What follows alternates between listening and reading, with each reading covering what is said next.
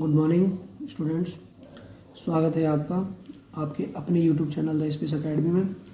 आज हम एक नए विषय पर बात कर रहे हैं। जैसा कि पिछले लेक्चरों में आपने देखा था कि एक्सरसाइज 3.3 के जो क्वेश्चंस थे वो क्वेश्चन नंबर 3 का 4 क्वेश्चन आपका कंप्लीट नहीं हुआ था। जैसा कि 3rd क्वेश्चन तक आप कंप्लीट कर चुके हैं, तो ये 4th क्वेश्चन जो कंप्लीट नहीं हुआ था जिसे आज हम स्टार्ट कर रहे हैं। तो चलिए देखेंगे।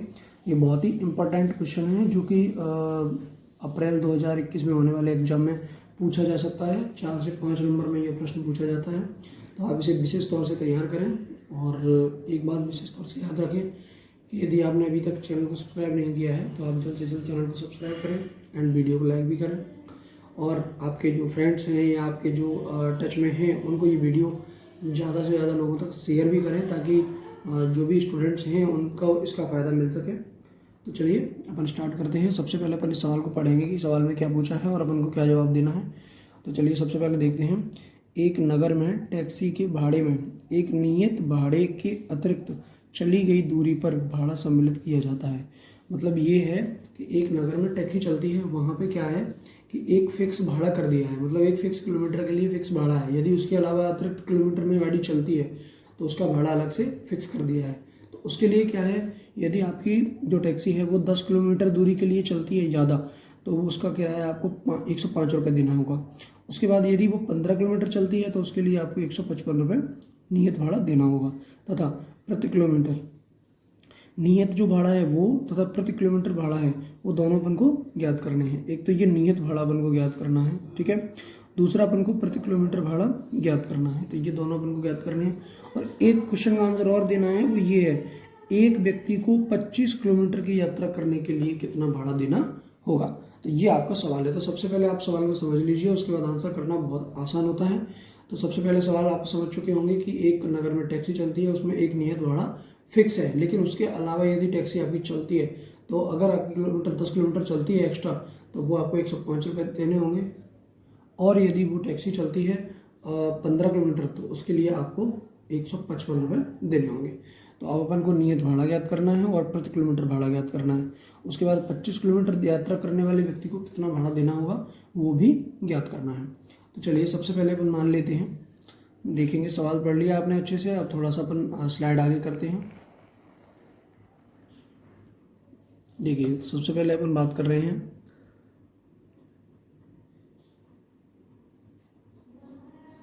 माना कि जिसमें सबसे पहले टैक्सी का नियत भाड़ा और प्रति किलोमीटर भाड़ा अपन को मानना है। तो सबसे पहले अपन टैक्सी का नियत भाड़ा मानेंगे। माना कि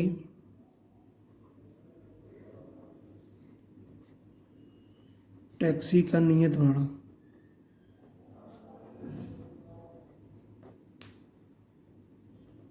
X रुपये। उसके बाद अपन मानेंगे प्रति किलोमीटर भाड़ा। तो यहाँ पे आप मान लेंगे प्रति किलोमीटर भाड़ा, तो ये हो जाएगा अपना 22 रुपीज़। तो ये प्रति किलोमीटर भाड़ा अपना होता है 22 किलोमीटर, राइट। अब ये दोनों भाड़े अपन मान चुके हैं। अब अपन सवाल को एक बार देखेंगे सवाल में क्या पूछा गया है। तो अभी मैंने आपको जैसा कि बताया था कि 10 किलोमीटर का भाड़ा 105 किलोमीटर है। तो देखेंगे यहाँ पे अपन, ये यहाँ पे दिया गया है, ये रहा 10 किलोमीटर के लिए दूरी का जो भाड़ा है वो 105 रुपये लिया गया है। वो कितने के लिए लिया गया है? 10 किलोमीटर के लिए। तो 10 किलोमीटर का भाड़ा 105 किलोमीटर आ जाता है, 105 रुपये आ जाता है। चलिए तो आप इसे यहाँ पे नोट कर लीजिए, यहाँ पे आ जाएगा।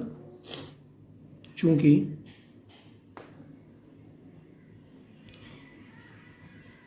दस किलोमीटर के लिए भाड़ा बराबर 105 रुपये। ये सवाल आपका यहाँ हो जाता है कि 10 किलोमीटर के लिए जो भाड़ा दिया गया है वो अपना कितना आता है 105 रुपये। अब अपन को क्या करना है कि एक नियत भाड़ा भी अपना दिया गया था x प्लस उसने प्रति किलोमीटर भाड़ा दोनों मिला के 105 रुपये उसने दे दिया है। तो अब उसमें से नियत और ये दोनों निकालने के लिए अपन यहाँ पे देखेंगे कि ये तो नियत हो गया किराया अपना, प्लस उसने कितना दिया है भाई 10, तो 22 ले लिया, बराबर में 105 रुपये उसने कुल चुकाए। तो तो ये अपना नियत भाड़ा भी उसी में आ गया, उसने 10 किलोमीटर के लिए एक्स्ट्रा जो किराया है वो भी इसी में आ गया। दोनों भाड़े अपने इसमें आ चुके हैं। तो एक्स मतलब ये नियत भाड़ा दिया इसने, प्लस उसने एक्स्ट्रा भाड़ा भी मिला के दिया, तो वो हो गया अपना अतिरिक्त भाड़ा। तो ये प्रति किलोमीटर के लिए आ गया अपना 22 और ये नियत भाड़े के लिए आ गया एक्स। इसने टोटल रुपये चुकाए 105। तो ये अपना बन जाता है पहला समीकरण, ये अपना पहला समीकरण बन जाता है। उसके बाद अपन देखेंगे उसने नेक्स्ट में क्या कहा है, पुनः वही चीज़ अपन रिपीट करेंगे, उन्होंने दोबारा से वही चीज़ की है। तो उसमें क्या किया है, 15 किलोमीटर का भाड़ा कितना चुकाया है, तो ये 15 किलोमीटर का भाड़ा भी यहाँ पे अपनों लिखना पड़ेगा। 15 किलोमीटर के लिए, तो 15 किलोमीटर के लिए जो भाड़ा चुकाया है वो उसने कितना दिया है, के लिए भाड़ा 155 रुपये। तो उसने 155 रुपये उसने दिया गया है, ठीक है। 155 रुपये उसने किसके दिए हैं, 15 किलोमीटर के लिए। तो 15 के लिए जब दिए हैं तो वहीं पे वही कंडीशन आ जाएगी, एक्स नियत भाड़ा और 15 किलोमीटर अतिरिक्त भाड़ा जो प्रति किलोमीटर है वो, उसके लिए उसने 155 रुपये चुकाए। तो ये अपना बन जाता है 155 रुपये उसने उसके चुकाए। तो ये अपनी सेकंड इक्वेशन बन जाती है। अब इन दोनों इक्वेशनों को आप जो है प्रतिस्थापन या विलोपन से हल कर सकते हैं, वही आपका आंसर होगा। तो ये अपने दोनों इक्वेशन बन चुके हैं। चलिए तो सबसे पहले मैं आपको ये बता देता हूँ कि ये इस प्रकार के जो क्वेश्चन आपके सामने आते हैं, तो सबसे पहले आप उस क्वेश्चन को एक अच्छे तरीके से रीड करें कि आखिरकार क्वेश्चन में पूछा क्या है, उसके बाद अपन क्वेश्चन को करना प्रारंभ करेंगे। तो चलिए ये दो इक्वेशन अपने पास आ चुकी हैं। अब इन दोनों इक्वेशनों को अपन प्रतिस्थापन या विलोपन से हल कर देंगे। तो सबसे पहले मैं आप यहाँ पे लिखूँगा वही प्रतिस्थापन विधि से हल करने पर। तो यहाँ पे आप ये लिख सकते हो, समीकरण 1 व 2 को प्रतिस्थापन विधि से हल करने पर। तो समीकरण 1 व 2 को प्रतिस्थापन विधि से हल करने पर, तो सबसे पहले आप प्रतिस्थापन विधि से हल कर रहे हैं, तो सबसे पहले आप यहाँ ले लीजिए समीकरण 1 से। तो समीकरण 1 से यदि आप इसे हल कर रहे हैं तो समीकरण 1 यहाँ पे उतार लीजिए, x प्लस 10/=105।